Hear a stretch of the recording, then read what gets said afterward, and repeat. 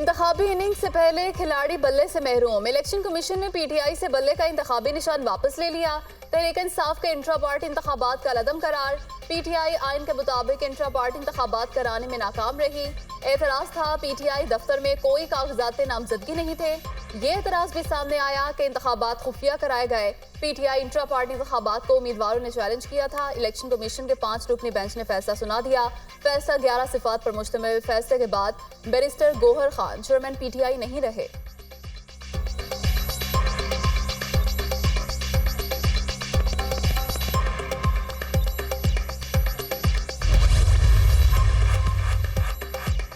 Election commission के फैसले को अदालत में चैलेंज करेंगे। ये तहरीक इंसाफ के खिलाफ साजिश है। फैसला ज़ातियात पर मबनी है।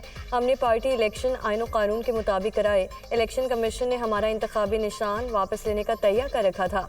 सिर्फ तहरीक इंसाफ का इलेक्शन देखा गया, बाकी पार्टियों को छोड़ा गया। आम इंतखाबात का बायकॉट नहीं करेंगे। हमारे पास प्लान बी मौजूद है। बैरिस्टर गौहर अली खान का रद्द-ए-अमल।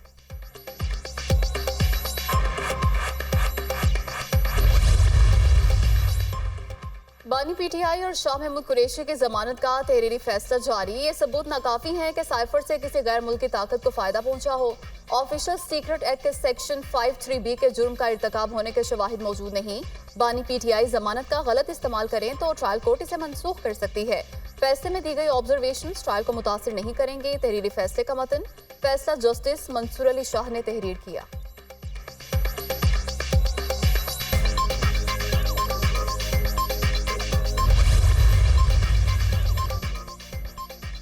सुप्रीम कोर्ट में पीटीआई की लेवल प्लेइंग फील्ड की दरख्वास्त पर समाअत। सुप्रीम कोर्ट के इलेक्शन कमीशन को तमाम शिकायत का फौरी नोटिस लेकर हल करने का हुक्म। इलेक्शन कमीशन ने सिर्फ एक सियासी जमात को सिंगल आउट क्यों किया हुआ है कि बाकी सियासी जमातों के इंतखाबात को भी इसी तरह देखा जाता है। अटॉर्नी जनरल साहब, इंतखाबात के दिनों में ये पकड़ धकड़ कोई ठीक नहीं। जस्टिस अतर मिनल्ला ने रिमार्क्स दिए कि इलेक्शन कमीशन ने शिकायत पर क्या एक्शन लिया। उस वक्त तो कमीशन का सारा फोकस इंतखाबात की शफाफियत पर होना चाहिए। पूरा का पूरा कमीशन अडियाला जेल जाकर तौहीन कमीशन की कार्रवाई कर रहा होता है। आप इंतखाबात के दिनों में इसे मौखर भी कर सकते हैं। सुप्रीम कोर्ट ने तहरीक इंसाफ की दरख्वास्त निपटा दी। तहरीरी फैसला भी जारी। इलेक्शन कमीशन यकीनी बनाए तमाम जमातों को इंतखाबी अमल में मुसाफी मौके मिले। जमहूरियत की कामयाबी के लिए वोटर्स को इंतखाबी अमल पर एतमाद होना चाहिए। सेहतमंद मुकाबले के लिए बराबरी का मैदान जरूरी है। सुप्रीम कोर्ट के तहरीरी फैसले का मतन।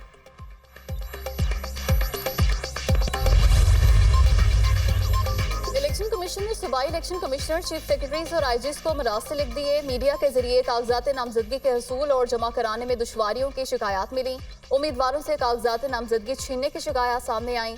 तमाम शिकायत का कानून के मुताबिक अजाला किया जाए। मुरासले के मदरजात इलेक्शन कमीशन की जानिब से मुरासले पीटीआई वफ़द से मुलाकात के बाद जारी किए गए।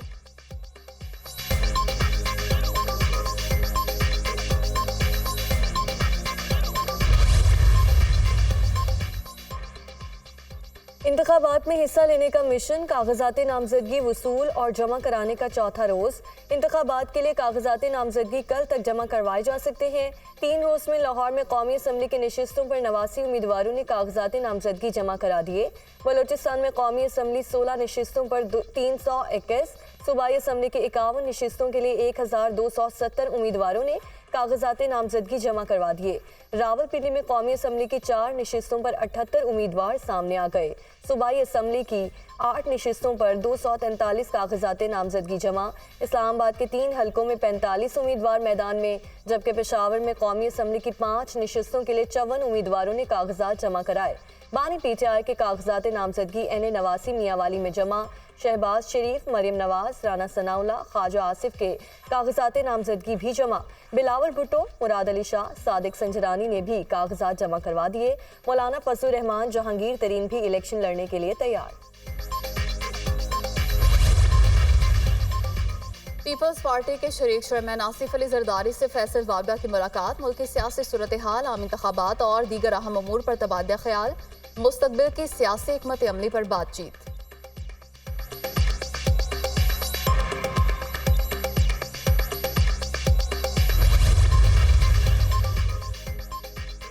लाहौर समेत पंजाब के मुख्तलिफ शहरों में हल्की बारिश, जाड़े की शिद्दत में इजाफा। बालाई खैबर पख्तूनख्वा, कश्मीर में भी बारिश और पहाड़ों पर बर्फबारी का इम्कान। बलूचिस्तान और गिलगित बल्तिस्तान में मौसम शदीद सर्द, पारा नुक्ता इंजमात से भी कई दर्जे नीचे। लाहौर में स्मोक, सूबाई दारुल हुकूमत दुनिया भर में चौथे नंबर पर, air quality index 266 record. Karachi की फिजा भी आलूदा, AQI 178 तक पहुंच गया। तिबी माहिरीन का आलूदगी से बचने के लिए शहरियों को मास्क के इस्तेमाल का मशवरा। भारतीय दारुल हुकूमत नई दिल्ली दुनिया में आलूदगी में पहले नंबर पर।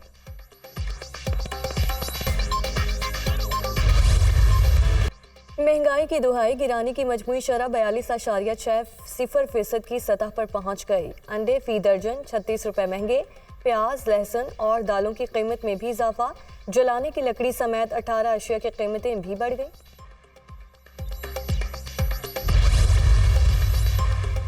मुल्क दुश्मन अनासिर की बड़ी नाकामी, कराची एक बड़े सान्हे से बच गया। कैंट स्टेशन से मिलने वाले बम को नकारा बना दिया गया।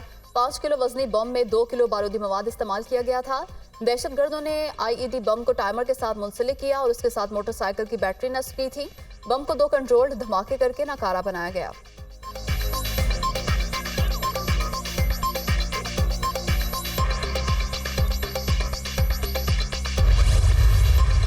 गैर कानूनी अफगान बाशिंदों की वतन वापसी का सिलसिला जारी। अब तक पाकिस्तान छोड़ने वाले गैर कानूनी अफगान बाशिंदों की मजमूई तादाद 4,44,938 हो गई।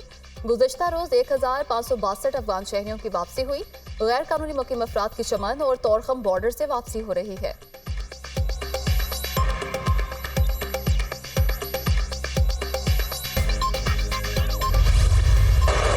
गजा में सहूनी फोर्सेस की दहशतगर्दी उरूज पर। जबालिया में बमबारी से 16 फलस्तीनी शहीद, 50 से ज़ायद जख्मी।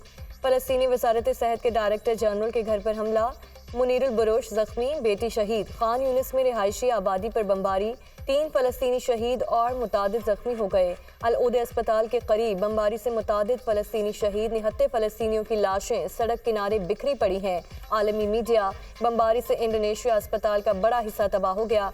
बड़े पैमाने पर शहादतों का खदशा। इसराइल के हमलों में शहदा की मजमूई तादाद 21,000 से ज़ायद, 93,000 से ज़ायद जख्मी।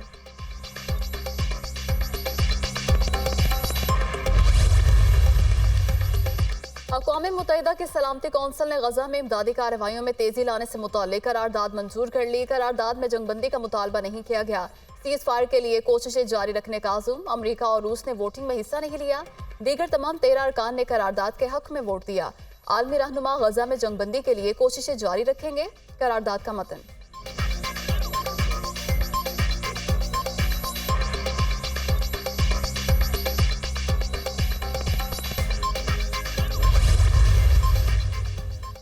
दुनिया भर में मजलूम फलस्तीनियों के हक में मुजाहरे। यमन में हजारों अफराद सड़कों पर निकल आए। मुजाहिरीन के फ्री फलस्तीन के नारे।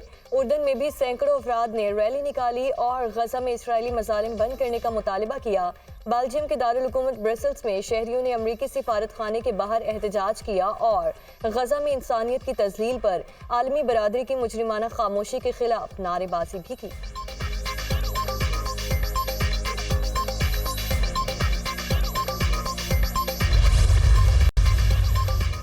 अमरीकी सुप्रीम कोर्ट ने डोनाल्ड ट्रंप के इस्तिस्ना दावे के खिलाफ दायर दरख्वास्त खारिज कर दी। अपील में साबिक अमरीकी सदर के दावे के खिलाफ नजरसानी की समात में तेजी का मुतालबा किया गया था।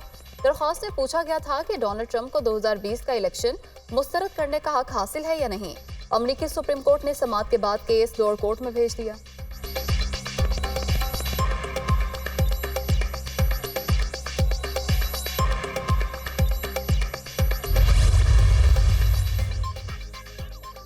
अमेरिका का सालाना दिफाई बजट 886 अरब डॉलर हो गया। अमेरिकी सदर जो बाइडन ने दिफाई बजट की मंजूरी दे दी। बजट में मुख्तस रकम वजारत दिफा, तवानाई, महकमा खारिजा और इंटेलिजेंस सर्विसेज पर खर्च की जाएगी। 800 मिलियन डॉलर यूक्रेन की इमदाद के लिए मुख्तस। दिफाई बजट में मजमूई तौर पर 3% इजाफा किया गया। सदर जो बाइडन ने अमेरिकी दिफाई पॉलिसी के बिल पर दस्तखत कर दिए। अमेरिकी मीडिया।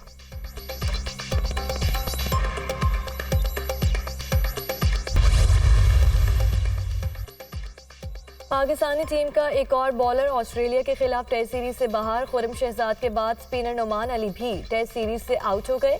नुमान अली का मेलबर्न के अस्पताल में अपेंडिक्स का ऑपरेशन, आज शाम अस्पताल से डिस्चार्ज कर दिया जाएगा।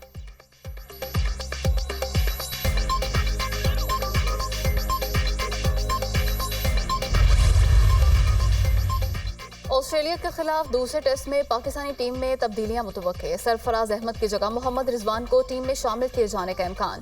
इंजरी की वजह से सीरीज से बाहर होने वाले फास्ट बॉलर खुरम शहजाद की जगह हसन अली या मीर हमजा एक्शन में नजर आएंगे।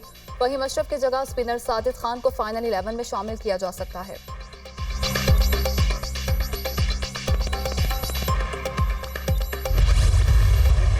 और सुरों का रचाव, फन की पुख्तगी और खुदादाद आवाज़ के इम्तजाज की बात हो तो याद आती हैं मलिका तरन्नुम नूरजहां, जिनकी मधुर आवाज़ की चाशनी आज भी बरकरार है।